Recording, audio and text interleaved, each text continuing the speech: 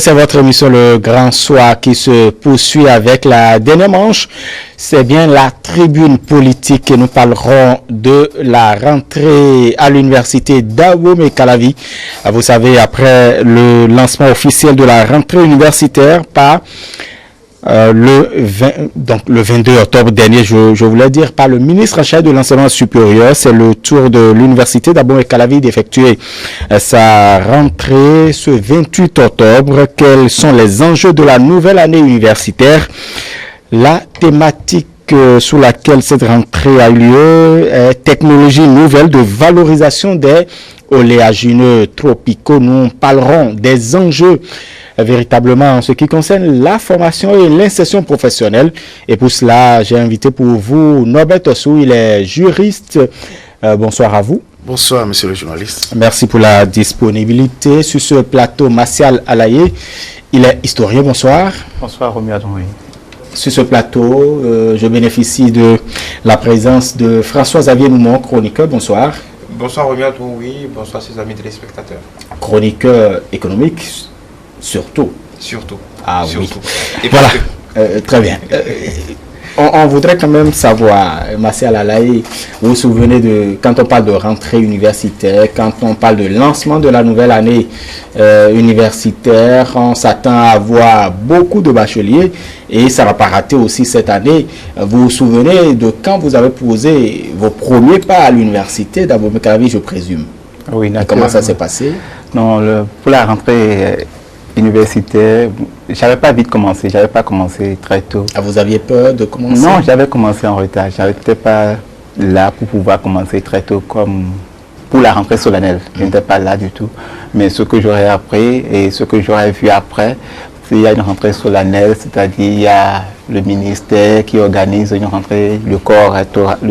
Enfin, je ne parle pas vraiment de la rentrée, je parle de vos premiers pas à l'université. Mes premiers pas à l'université, mais on était enthousiastes, émus de commencer de rentrer à l'université, de dire nous sommes des étudiants, parce qu'on a fini avec le titre d'élève.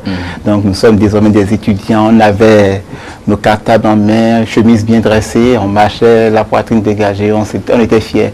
Et quand on rentrait à la maison, on disait, ah, vous avez vu ce frère-là, c'est un bachelier, il a bien travaillé. Donc il y avait cet honneur qu'on avait, mais très tôt, il y a l'illusion qui s'est effacée parce qu'il fallait faire face aux réalités du terrain.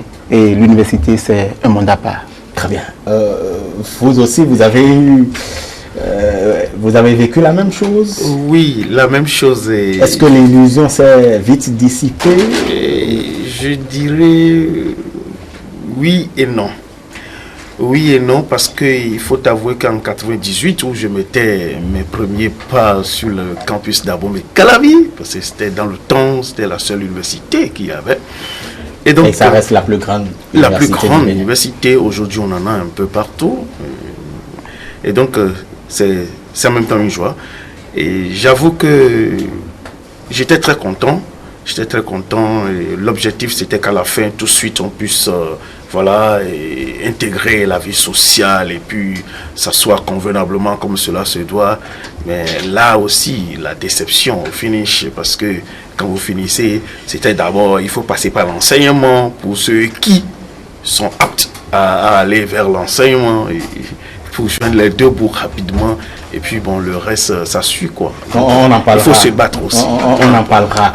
Je pourrais dire, vous avez eu la chance d'aller au-delà des frontières du Bénin.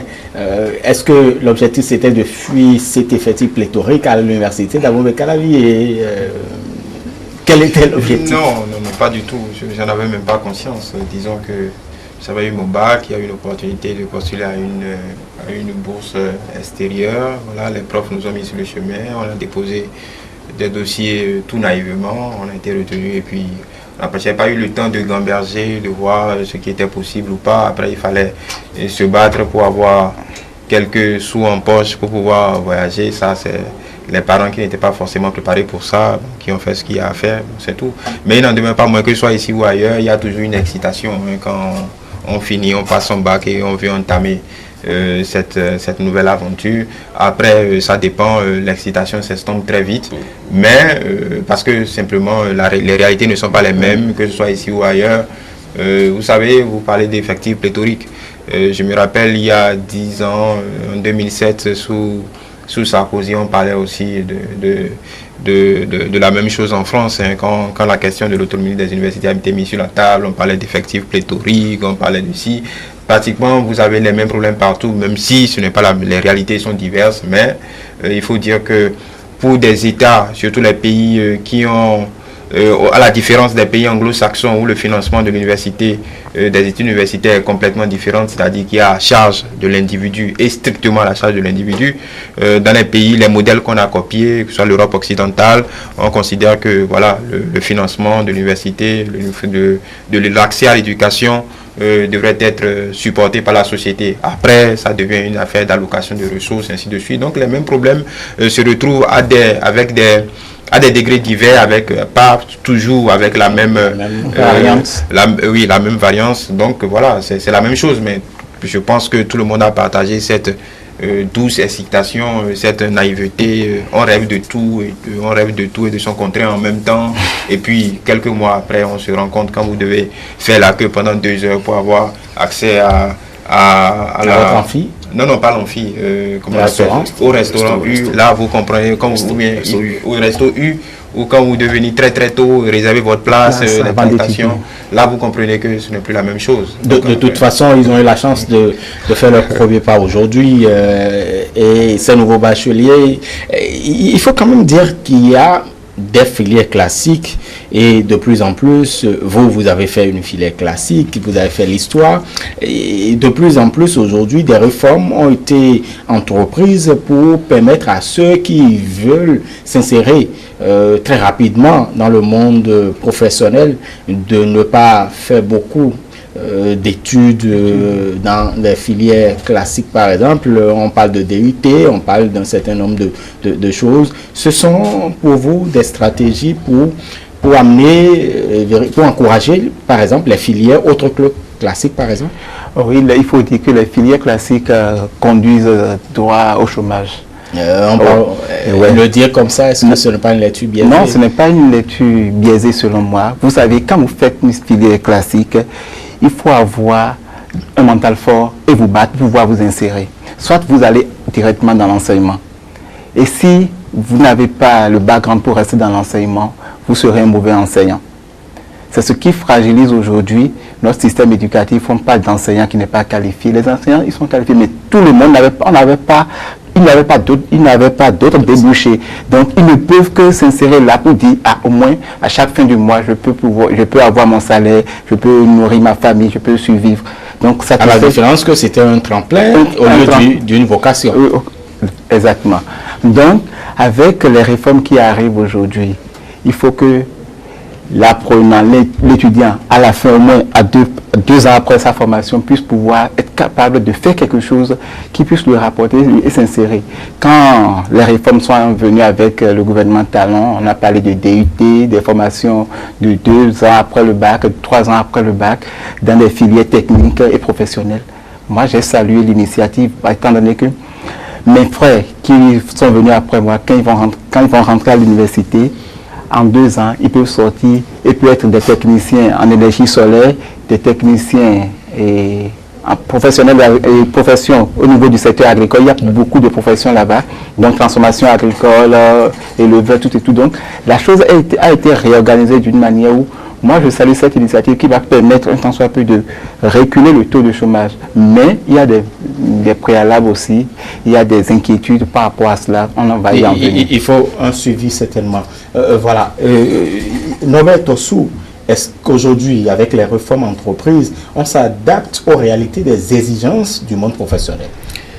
Et disons que oui. Et là, je félicite tout sincèrement le gouvernement en place, le gouvernement du président Patrice Talon, et parce qu'ils ont de la matière, ils ont réfléchi, ils ont vu que effectivement c'était un monde fou qui régnait au niveau des amphithéâtres, et donc il fallait essayer de voir et finalement comment faire pour que les étudiants à la fin 2 ans d'études, 3 ans d'études, puissent vite s'insérer dans la vie active.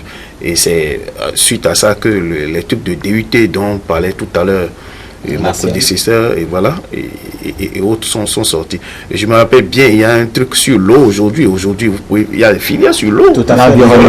L'hydrologie, l'environnement, voilà. L'assainissement. Ce sont de nouvelles filières qui sont sorties et qui permettent maintenant aux étudiants de rapidement de s'insérer dans la vie sociale si vraiment ils sont vraiment compétents et compétitifs. C'est le plus important.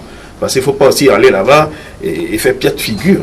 Il faut s'y donner, il faut travailler. Il faut travailler et sortir ta tête et émerger.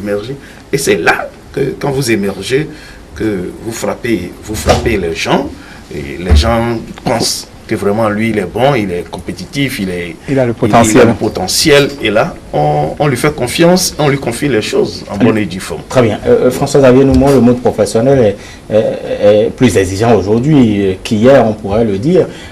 Quand on se réfère à un certain nombre de réalités, l'université devra donc s'adapter à ces exigences. Oui, obligatoirement. Je pense que ça participe d'une réflexion globale. Nous sommes dans une dynamique où le gouvernement tient à cœur au gouvernement d'engager le Bénin sur la voie, sur le chemin du développement. En développant, en assainissant d'abord le climat des affaires pour pouvoir permettre aux entreprises qui créent effectivement la valeur ajoutée à l'économie de pouvoir s'installer, s'émanciper, se développer. Donc je pense qu'aujourd'hui la première bataille c'est sortir du diktat, on va dire sociologique qui voulait que ce soit l'État qui soit l'employeur principal et que tout le monde rêve d'être fonctionnaire. Je pense que sans vouloir disons démystifier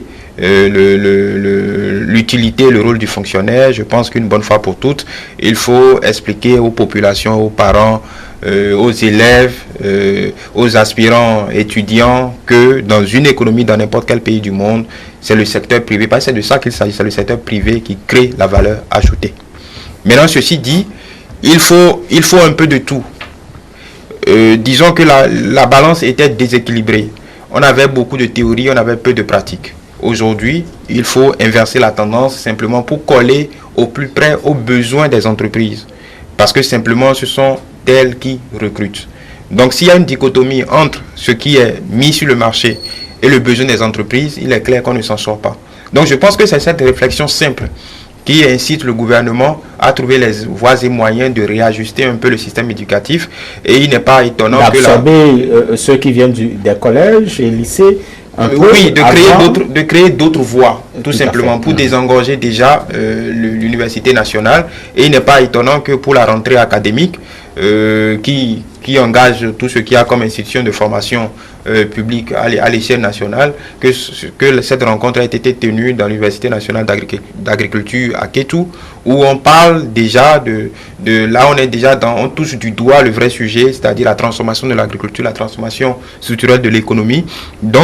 Et donc pour vous, c'était pas un hasard. Non, c'était pas du tout un hasard. C'était pour donner le là de la transformation qui devra s'opérer, d'engager toute l'académie nationale, tous les formateurs, tous les chercheurs, tous les grands docteurs, les profs titulaires, ainsi de suite, dans cette direction, parce qu'il faut l'assentiment du corps éducatif pour pouvoir opérer très précisément la mue espérée par le gouvernement du président Patrice Talon. Donc encore une fois, c'est une réflexion d'ensemble qui maintenant va se décliner en structure. Là on parle d'agriculture, on parlera après des formations qui mèneront à la menuiserie, l'artisanat en général, la mécanique, ainsi de suite, pour professionnaliser, parce que en fait c'est l'objectif, professionnaliser le plus possible les formations pour permettre à ceux qui sortent de ces formations d'être employables ou de se mettre à leur propre compte. Donc je pense que c'est l'alternative bienvenue que le gouvernement a trouvée. Donc aujourd'hui, il faut réajuster parce que je ne pas oublier. Tout de même, le rectorat ou du moins les autorités des universités semblent comprendre également ou comprennent cette voie, cette ligne du gouvernement quand on se réfère déjà à la thématique de la rentrée d'aujourd'hui à l'université d'Abomey-Calavi. Je l'ai rappelé, technologie nouvelle de valorisation des oléagineux tropicaux. Quand on parle de ces choses-là, ça touche tout de même encore à l'agriculture, à un certain nombre de choses, Martial Alaï. Oui, et les enseignants ne peuvent, les enseignants et les autorités les scientifiques de l'université d'Abomey-Calavi et de toutes les universités du Bénin doivent rentrer dans cette dynamique que le gouvernement du président Patrice Talon a impliqué au système éducatif universitaire. Aujourd'hui, comme le disait François, il faut désengorger l'université, il faut qu'il y ait du pragmatisme. Donc, dans le secteur agricole, on a dit toujours, l'agriculture, c'est le secteur du développement, c'est le secteur sur lequel le Bénin doit compter pour se développer. Mais depuis des années, on ne fait rien dans ce secteur, on tourne en rond, les investissements sont allés. Maintenant, il y a besoin de canaliser ces investissements et de bien les orienter. Et en fait, quand vous dites depuis des années, il y a bien longtemps. Parce que les choses ont changé. Il y a bien longtemps, les choses ont changé, les choses ont évolué. Mais aujourd'hui, le gouvernement est en train de donner d'ouvrir la voie pour que les étudiants puissent comprendre que quand nous rentrons dans le secteur agricole, il y a plusieurs types d'activités que nous pouvons mener. Et le thème, quand on parle des oléagineux, il y a l'arachide, beurre de karité, et les différents types d'amandes et autres. Donc le coton. Donc tout ce qui peut contribuer à apporter du plus-value pour la devise nationale, pour que l'économie puisse s'en sortir. Donc c'est tout un travail. Mais il ne faut pas oublier que quand on regarde ces étudiants dans ces secteurs, parce qu'en 2010, il faut savoir qu'il n'y avait que 7,5% de personnel dans le secteur agricole. Maintenant, aujourd'hui, on a tellement valorisé le secteur agricole que là, aujourd'hui, on est à 7 fois 5. Parce que tout le monde veut s'investir dans le secteur agricole et on se lance dedans. Donc, il faut aussi penser à la transformation de ces produits. Et pour penser à la transformation de ces produits, il faut que le gouvernement et même ces entrepreneurs ces étudiants qui sont des entrepreneurs demain puissent pouvoir s'unir, pouvoir créer des industries de transformation et qu'ils puissent aussi avoir le soutien du gouvernement pour que l'économie, parce que quand on produit sur le plan agricole et on ne transforme pas, on n'a pas de plus-value.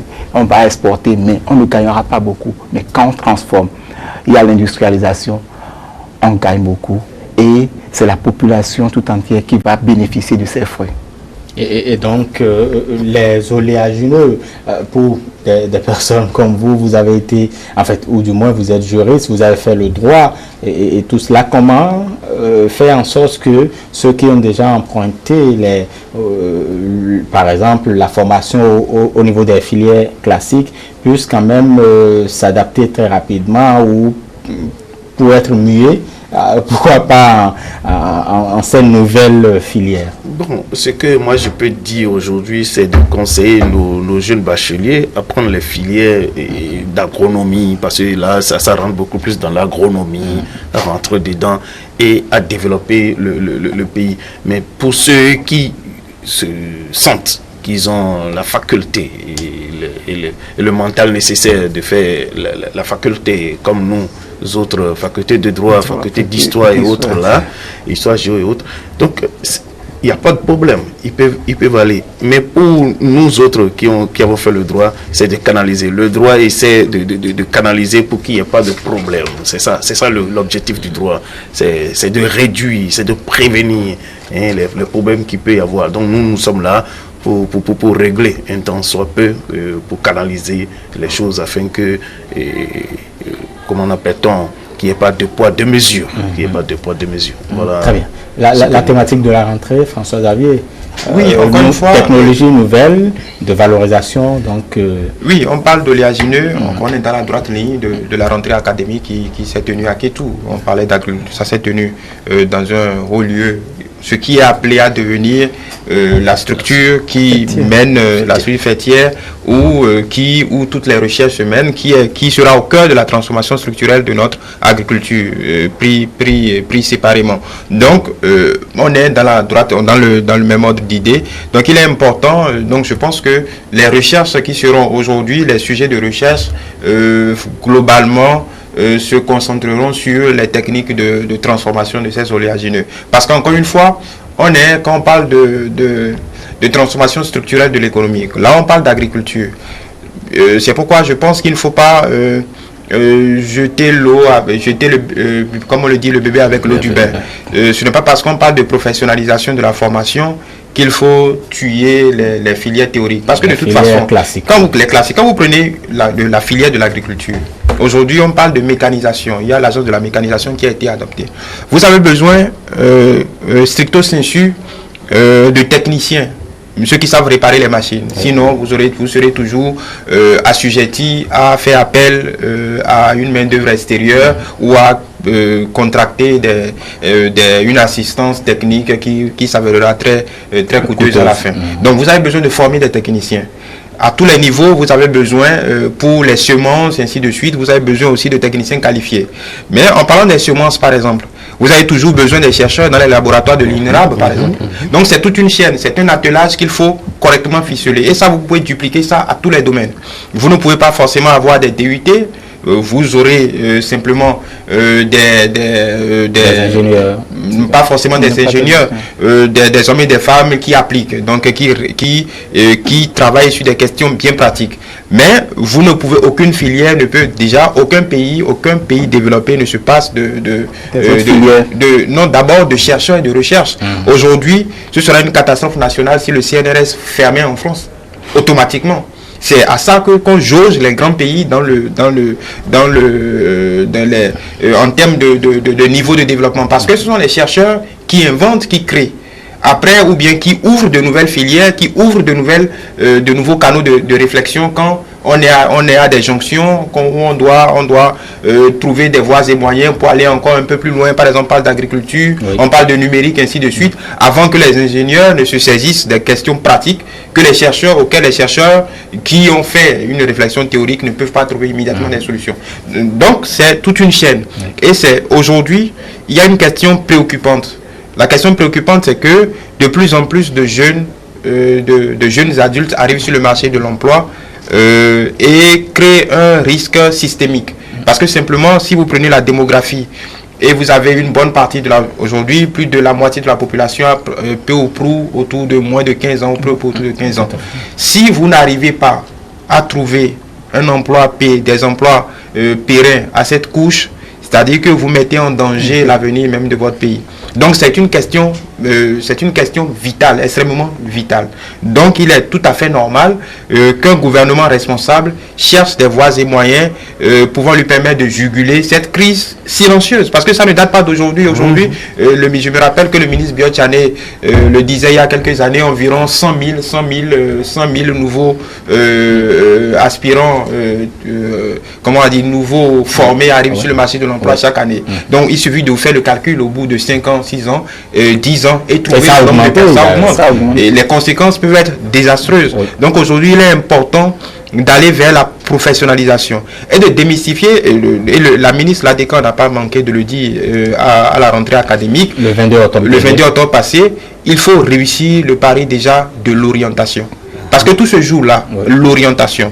Convaincre les nouveaux apprenants à aller vers des filières, des secteurs vers lesquels ils ne sont pas forcément sensibilisés et se soustraire à la pression de la famille.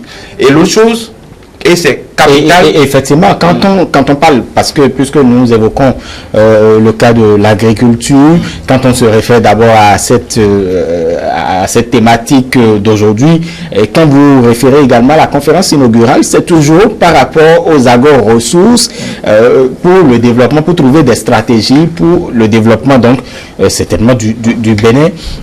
Mais quand on a des aînés qui n'aiment pas la terre, comme on le dit très souvent, est-ce que les jeunes d'aujourd'hui voudront aussi travailler la terre? Non, le travail a déjà commencé sur le plan mental.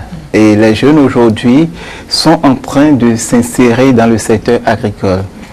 Et c'est comment faire pour avoir de l'argent, les jeunes aujourd'hui. Donc quand on dit, si vous allez dans le secteur agricole, vous aurez de l'argent, vous n'allez pas terminer l'université et rester encore à la charge du parent.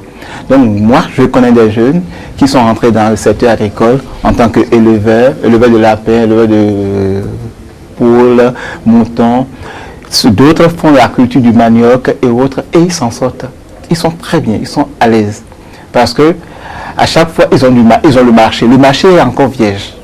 Soit ceux qui font du manioc, c'est au Nigeria, ou bien à ceux qui transforment ça en gari, tapioca et autres. Donc, nous avons besoin de consommer local. Soit ça, c'est une urgence. On doit consommer ce qui vient de chez nous. Parce que le béninois a été formaté, excusez le terme, c'est ce qui vient de l'extérieur qui est bon. C'est ce qui vient de l'extérieur qui est bon. Donc, on n'arrive pas à consommer même notre pomme d'Alibori qui est là. On met ça dans le supermarché. Vous voyez, ça ne le vend pas. Mais il a suffi qu'une dame, au passage, sur un supermarché, mais pomme d'Alibori là, mais pomme de Belgique, mais en 24 heures, tout est parti. Et les gens lui ont demandé, mais, tata, cette pomme-là, et de Belgique là, pourquoi vous n'avez pas fait finir? Il dit, non, on va ramener ça. Parce que vous voyez, c'est plus succulent que ce que... Alors que c'est pomme d'Alibori. Donc, il a fallu qu'on fasse le jeu d'étiquette et ça fait. Donc, il faut que le Béninois aujourd'hui... Mais ça aussi, il faut pas le faire. Il ne faut pas le faire. Non, ce sont des choses... Non, mais en matière de commerce, il y a des produits qui se font ici et on étiquette Made in Côte d'Ivoire. Il y en a sur le territoire. Mais donc, en matière de commerce, ce sont des jeux qu'il faut faire d'abord pour pouvoir formater le mental. Parce que le Béninois n'aime pas consommer béninois. Il préférerait prendre ce qui vient de l'extérieur parce qu'il dit c'est garanti. Même en matière de médicaments, c'est ce qu'on fait. Donc, c'est ce qui est réel. Donc, le mental doit être formaté pour qu'on puisse consommer local. Je vais répondre. Des jeux qu'on ne peut pas... Je vais préciser sur ce point précis. Je pense que on tourne un peu en rond avec cette histoire de consommer local. Je pense que le consommateur béninois n'est pas différent du consommateur américain. Pourquoi? Et ça encore, on parle de formation, de professionnalisation. Je pense, sans jeter la pierre à toute une corporation, je pense qu'on a un vrai problème à ce niveau. La force de vente, le marketing, savoir vendre un produit. Je le répète, le consommateur béninois n'est pas différent du consommateur américain. C'est le niveau de professionnalisation du secteur de la vente qui est en cause. Parce que pour vendre un produit, il faut avant tout raconter une histoire. Il ne s'agit pas de prendre un produit. Le consommation local ne se décrète pas.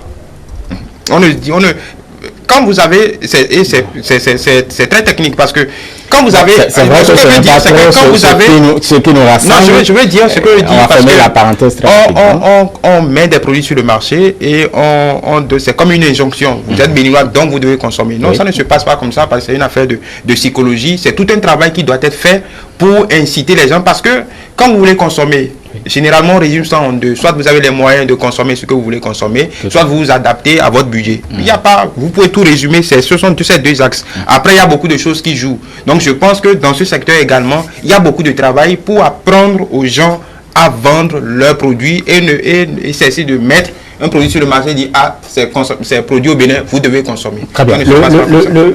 L'université d'Abomey-Calavi, par exemple, dispose désormais des incubateurs. Il y a un service des volontaires qui s'occupe également de la pratique d'un certain nombre de notions théoriques reçues. On connaît peu à peu un certain nombre d'avancées tout de même. Oui, aujourd'hui, comparativement à notre époque, il faut avouer qu'il y a beaucoup d'avancées, qu'il y a beaucoup de choses qui se font et pour aider et pour accompagner les bacheliers à s'insérer et à s'orienter comme cela se doit. Et ça, c'est à l'actif de tout ce qui se fait aujourd'hui. Parce que avant, vous étiez laissé à votre compte. soit c'est le papa ou la maman, j'allais dire les parents qui vous dites, bon, il faut prendre telle autre filière parce que l'autre, il a pris telle filière, il est devenu tant, et puis bon, tu peux aussi suivre ça et devenir, je suppose, hein, je prends un exemple simple, pour devenir préfet. En fait, les parents vous imposent. Les parents disent non, c'est juste, bon, il y en a qui imposent, il y en a qui veulent, voilà, ils influencent votre décision pour dire, si tu faisais ça pour devenir préfet ou bien pour devenir...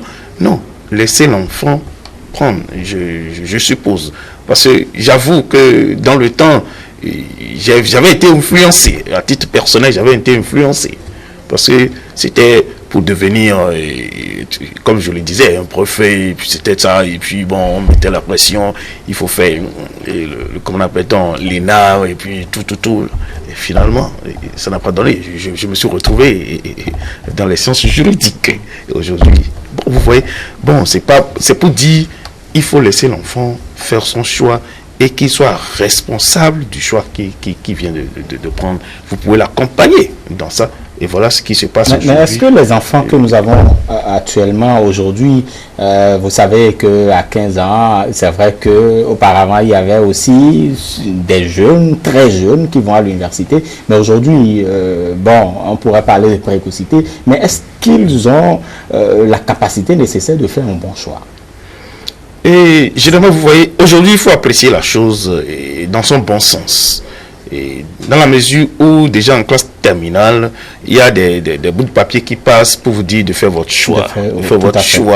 Et même si vous faites le choix et qu'après le bac, vous obtenez le bac, par la force des choses, vous obtenez le bac, maintenant, vous avez encore la possibilité de changer ou de confirmer, d'infirmer ou de confirmer ce choix. Et là, vous voyez, le choix est libre. Et le choix est libre. Et au même moment, il y a des trucs, des guides qui passent pour vous dire, voilà, si vous prenez telle filière, voilà les débouchés. Voilà les débouchés. Voilà aussi les matières dans lesquelles vous allez devoir apprendre les leçons et faire des trucs pour pouvoir. Et voilà les débouchés. Donc, tout ça là, ça accompagne. J'avoue que dans notre temps, c'était en 1998, vous voyez, c'est en 1998, et donc il n'y avait pas trop ces choses. Et donc, vous venez sur le campus, vous allez vous inscrire vous-même, et puis bon, voilà, c'était à 6200 francs l'inscription dans le temps, bref. Donc, c'était dans les rangs, chaque fois dans les rangs. Est-ce que s'il y avait ces opportunités, je finis très rapidement avec vous, s'il y avait ces opportunités, vous n'alliez pas choisir ce que vous faites aujourd'hui? Oui. Bon, c'est pas... Moi, mon choix finalement, j'adorais. Il faut avouer que depuis déjà la classe de première, par là, pendant les vacances, j'allais au tribunal pour suivre tout ce qui se passait, suivre les audiences. Donc j'avais déjà un penchant pour la chose. Vous voyez, et déjà, ça c'est à titre personnel. J'allais et au centre culturel, dans le temps c'était le centre culturel français, au tribunal pendant les vacances, j'allais m'asseoir pour suivre les audiences. Donc j'avais déjà un penchant pour la chose. Être juriste, c'était en quelque chose ça. Maintenant, juste après le bac, voilà qu'on me dit, non, laisse ça, est-ce que ça là, on devient, ils sont là, et puis ils sont en train de démystifier la chose, et c'est l'ENA, on me pousse vers l'ENA, finalement, vous êtes revenu. Je suis retombé dans mes propres chaussures. Très bien. L'orientation, est-ce que l'orientation ne devrait pas également se référer ou être faite au regard de la volonté ou du moins de l'orientation donnée déjà par l'exécutif ou par les autorités en charge du Bénin? L'orientation, c'est déjà d'abord depuis la famille. Quand les enfants sont là, il faut que les parents aient le regard sur ces enfants pour savoir quelle est l'habileté de cet enfant. Il développe quelle habileté? Qu'est-ce qu'il aime? Est-ce qu'il aime aller vers les trucs quand il achète un jouet, il dépièce tout et il remonte, ou bien telle chose. Donc, c'est en cela qu'on peut orienter. On ne peut plus faire de mauvaises orientations. C'est-à-dire quand les parents vont suivre les enfants jusqu'à ce niveau et commencer par détecter dès le bas âge, on pourra orienter les aptitudes et les enfants vont faire le meilleur choix et ils se sentiront à l'aise dans leur métier et ils n'auront pas honte de dire je suis mécanicien, je suis plombier. Et l'autre va dire je suis accordé, je suis intellectuel, mais l'autre va dire je suis plombier, mais je fais plus que toi. Donc il y a des trucs, disons, c'est parce qu'on a toujours mis ce mythe pour dire quand on est intellectuel, on fait le cursus, on fait le cursus général, on devient docteur, on est bardé de diplômes, qu'on est bien assis, qu'on est riche. Alors que l'intellectuel, le diplôme ne te donne pas l'argent que tu as dans ta poche forcément à tout moment. Donc c'est la capacité, l'aptitude que tu as aujourd'hui sur le marché qui te donne ce que tu as dans ta poche pour pouvoir subvenir à tes besoins. Le gouvernement a une priorité, par exemple, je dis, l'État a une priorité de développer des industries où l'État, par exemple, voudrait mener une offensive politique agricole. Le choix ou l'orientation de l'enfant, le choix de l'enfant par rapport à une filière sur le campus devrait se mirer dans cette orientation. Non, c'est un peu trop demander aux enfants de coller à la politique gouvernementale. Je pense que le gouvernement montre le chemin, crée le cadre. Le gouvernement indique les orientations. Après, le palier qui suit, bon, le ministère, après, ce sont les académies. Il revient aux académies de mettre tout cela en musique et d'adapter leur structure de formation aux directives que l'exécutif donne, parce que jusqu'à preuve du contraire, même s'il y a une autonomie des académies en général dans notre pays, le président de la République, au travers aujourd'hui on a installé le Conseil national de l'éducation, il y a beaucoup de structures, c'est eux qui guident, qui donnent l'orientation, la direction dans laquelle on devrait aller. Donc après, ce sont les académies qui mettent en musique réellement les ambitions de l'exécutif, puisque c'est l'exécutif qui a légalement gagné le droit de mener la BAC Bénin pendant un certain nombre d'années. Donc je pense que l'orientation, c'est quand même quelque chose d'assez complexe.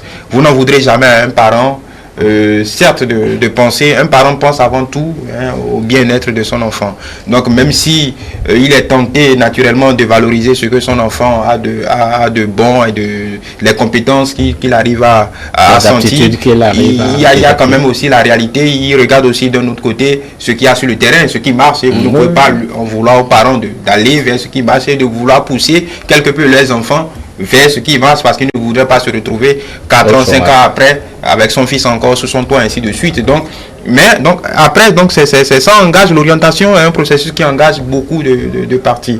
Il est important que dès le cursus, pas seulement en premier, en terminale, que tout au long du collège, du lycée, ainsi de suite, qui est des conseillers, puis je ne sais pas comment on les appelle, qui arrivent, qui est des filières, des matières qui quand même permettent aux enfants de se découvrir petit à petit, et qu'il y ait des paliers.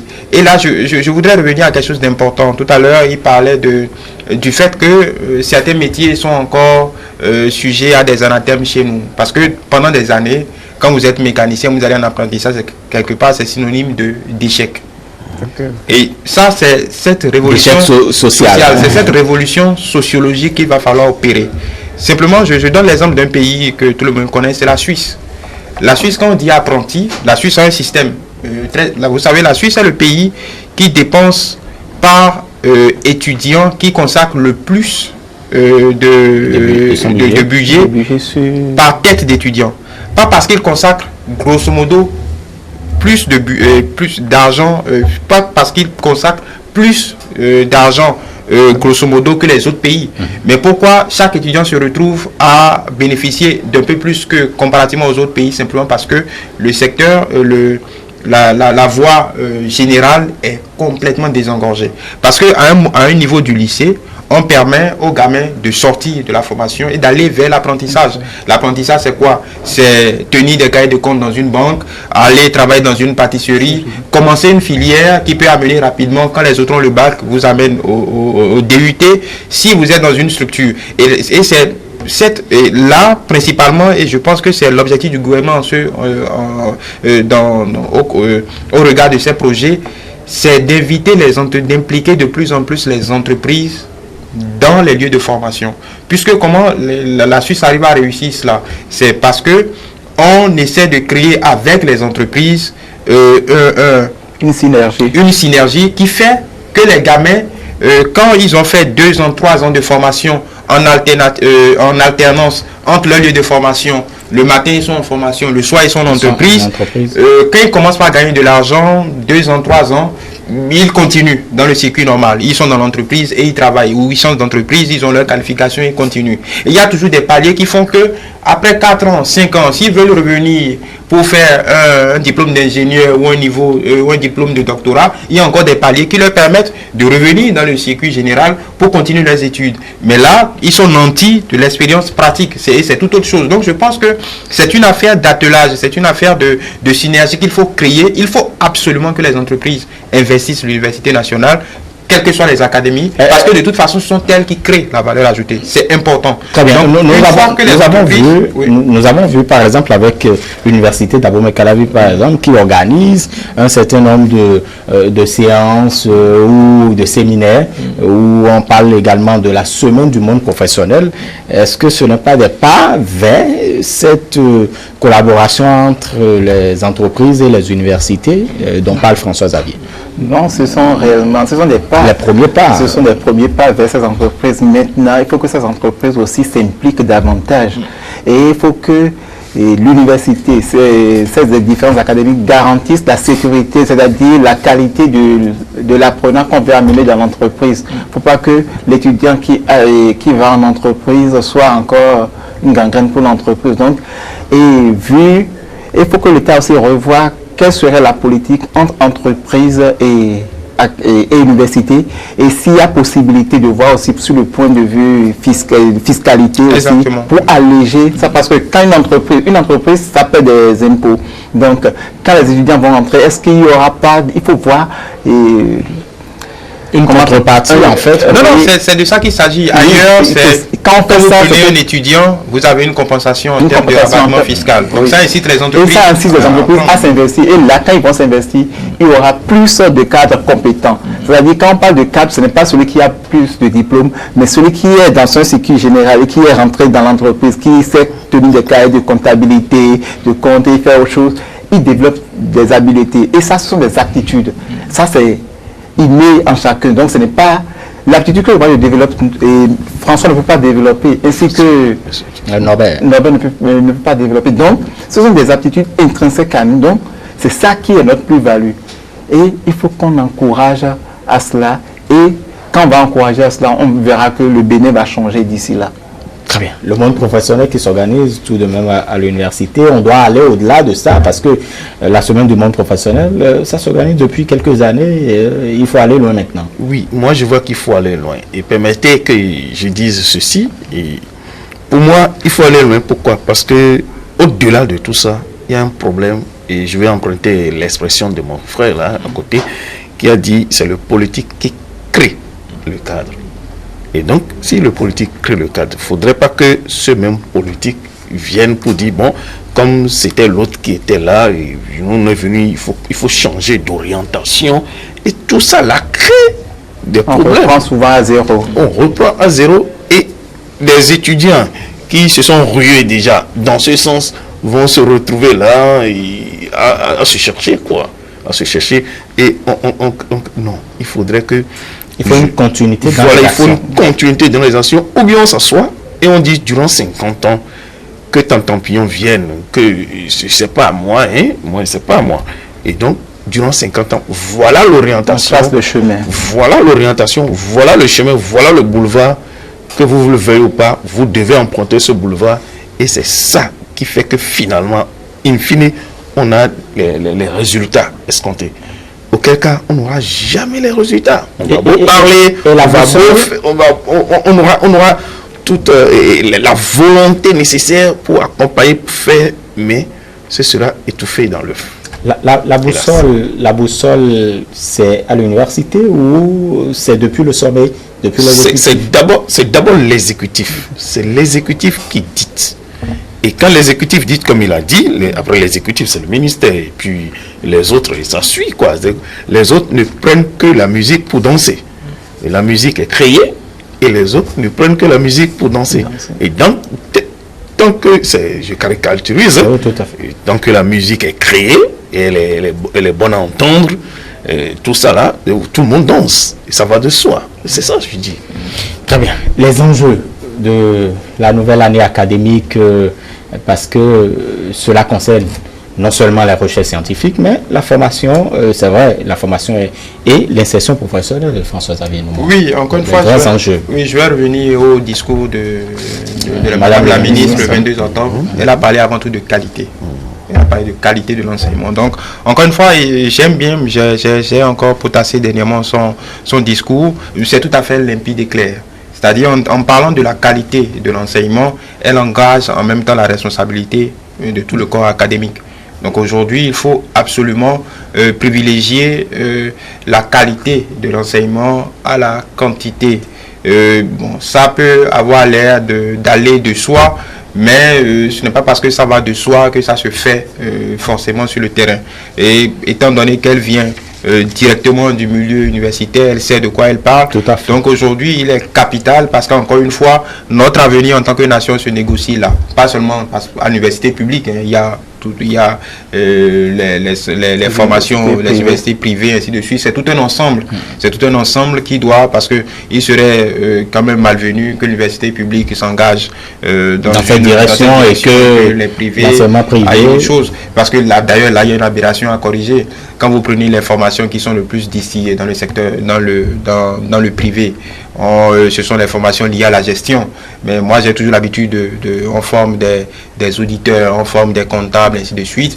Mais il n'y a pas besoin de faire des études, d'avoir un doctorat pour comprendre que le nombre d'entreprises qui se créent n'est pas proportionnel au nombre de cadres, au nombre de comptables, d'auditeurs qu'on met sur le terrain. Donc encore, c'est un autre désastre qui est en train d'être créé parce que il y a eu au cours de ces 10 dernières années, ou je vais dire 15 dernières années, une flambée de ces formations, alors que le tissu industriel, le tissu d'entreprise ne croît pas de la même façon. Donc inévitablement, vous avez des milliers de jeunes garçons et jeunes filles qui sont sur le carreau. Et ça, c'est structurel, c'est obligatoire parce que vous créez, vous avez des formations de gestion, mais pour que ces formations de gestion puissent prospérer, il faut obligatoirement, et les gens confondent souvent, formation de gestion, c'est pas formation à l'entrepreneuriat. Ce sont deux choses différentes. L'entrepreneuriat, c'est tout un autre cursus, c'est tout un autre état d'esprit.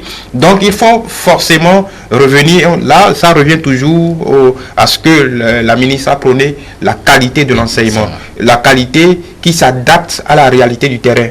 Nous savons aujourd'hui où nous allons et ça, c'est déjà ça de gagner. Maintenant, encore une fois, ça revient aux académiques de mettre cela en musique. Maintenant, aujourd'hui, il y a beaucoup de réformes qui sont en train d'être opérées dans ce qui concerne la carte universitaire. Le gouvernement entrevoit et investit déjà des sommes non négligeables en construction d'amphithéâtres, en délocalisation de centres universitaires pour permettre aux gens que tout le monde ne se rue plus.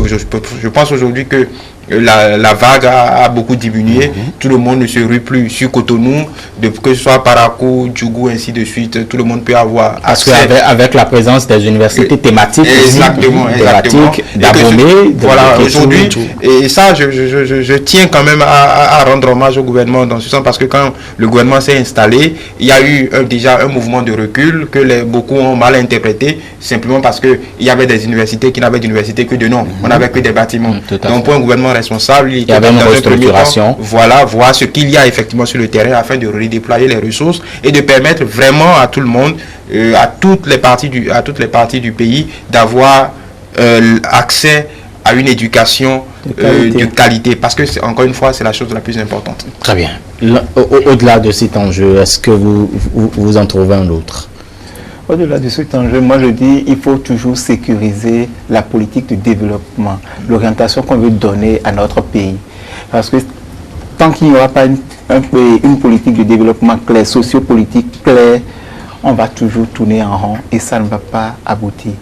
Et les étudiants aujourd'hui ont compris, la jeunesse a compris, et ce qui est de son devoir, c'est de travailler, et on lui a tracé le chemin. C'est à lui, c'est à elle de saisir cette opportunité et de marcher sur cette opportunité pour pouvoir créer la richesse pour le pays et subvenir à ses propres besoins. Et il y a quand même beaucoup de jeunes maintenant au niveau du secteur agricole, il faut le reconnaître. Ouais. Il y a beaucoup de jeunes et il y a aussi des programmes des partenaires techniques et financiers qui financent des programmes de formation. Et pas plus tard qu'hier, il y avait eu Paysans d'un jour, Paysans pour toujours, AgriProFocus. Donc, ce sont des initiatives comme ça qui émergent et qui participent à la formation. Ce sont des rencontres qui permettent de capitaliser, de partager, de capitaliser les expériences des autres. Comment faire des repiquages, comment faire des engrais fertilisants et biologiques, tout ça là. Donc, ce sont des trucs, ce sont autant d'éléments, d'éventails que les jeunes doivent saisir pour pouvoir mieux se former sur le terrain et produire des trucs de qualité pour la consommation. Très bien. Et cela, la nouvelle année académique, cela passe aussi par des thématiques qu'abordent les mémoires, parce que vous imaginez, il y a tellement de mémoires qui sont inexploitées. Vous les voyez, voilà, quand vous avez besoin d'un thème de mémoire, vous allez chercher. Quand c'est environnement peut-être à Sakété, ben vous êtes à Kobli, vous dites, voilà, vous prenez le même thème, vous changez tout simplement. Non, non, mais cher journaliste, on a dépassé ça. Ah ben, c'est non, et il faut avouer que aujourd'hui, vous avez aussi un délai. Il a changé la ville, il a changé la localité. Vous avez un délai pour pouvoir prendre votre thème et au-delà de ce délai, et puis bon, le thème là peut tomber encore dans un vide où tout le monde peut prendre. Mais il y a des thèmes déjà là, et quand vous prenez votre thème, si tout ça c'est dans la qualité de l'enseignement. Voilà, aujourd'hui tout ça c'est dans la qualité. Et il faut vraiment applaudir. Il faut vraiment applaudir ça. Parce que avant c'était pas pratiquement ça. Avant c'était pratiquement ce que vous avez dit, 60 ans passant. Mais il faut dire maintenant qu'il semble que c'est 6 mois ou plus qu'on veut l'utiliser pendant 6 mois. Et ça tombe, et n'importe qui, X ou Y, peut encore prendre le même thème et l'utiliser. Parce que vous avez pris le thème, mais vous êtes incapable d'avancer sur ce thème. Voilà que le thème était vierge, personne ne l'avait utilisé, donc on peut le prendre. Mais il faut aussi avouer que, avant même, quand vous prenez le thème, on vérifie si quelqu'un l'avait déjà utilisé. Si quelqu'un l'avait déjà utilisé, on dit non, il faut changer de thème, il faut chercher un autre thème. Voilà, donc, vous voyez, les choses sont mieux organisées, claires et limpides. Très bien. Par rapport aux enjeux, je voudrais ajouter quelque chose. Il faut que l'État finance aussi les recherches. Les recherches, que ce soit financé. Et que les recherches qui ont été finalisées ne restent pas dans les tiroirs. Parce que quand on fait un tour à ITA, quand on fait un tour à l'INRAB, il y a des recherches qui sont là, qui peuvent nous aider à améliorer la qualité nutritionnelle. Ça, c'est vrai. Et les recherches tombent dans les tiroirs. Donc, on ne les vulgarise pas assez. Donc, il faut qu'on fasse la promotion de ces recherches pour que les paysans, le monde agricole, même tous les secteurs d'activité puissent avoir accès à ces recherches pour pouvoir changer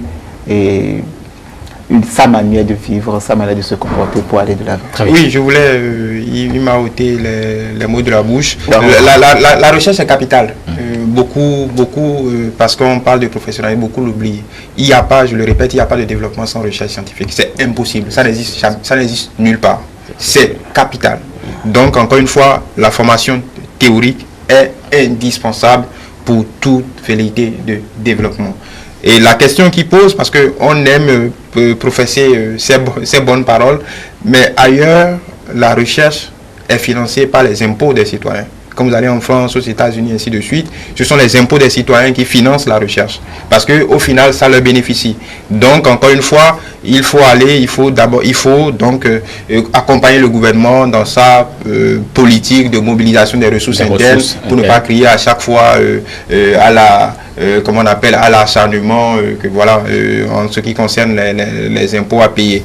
Et l'autre chose, il ne faut pas oublier que le chef de l'État, début de cette année 2019, a engagé l'Agence nationale de la promotion de la NPE pour le programme de volontariat à destination des jeunes. Je pense que ça fait 200 000 ou 200 000, après plus de exactement, parce que simplement le gouvernement est conscient de cette problématique de l'employabilité des jeunes. Et ce programme participe à aller dans ce sens, améliorer qualitativement l'employabilité de la masse juvénile et leur permettre c'est une passerelle vers le monde de l'emploi. Il me paraissait important de le souligner. Très bien, merci à vous, chers amis, chers invités, merci pour ces moments d'échange.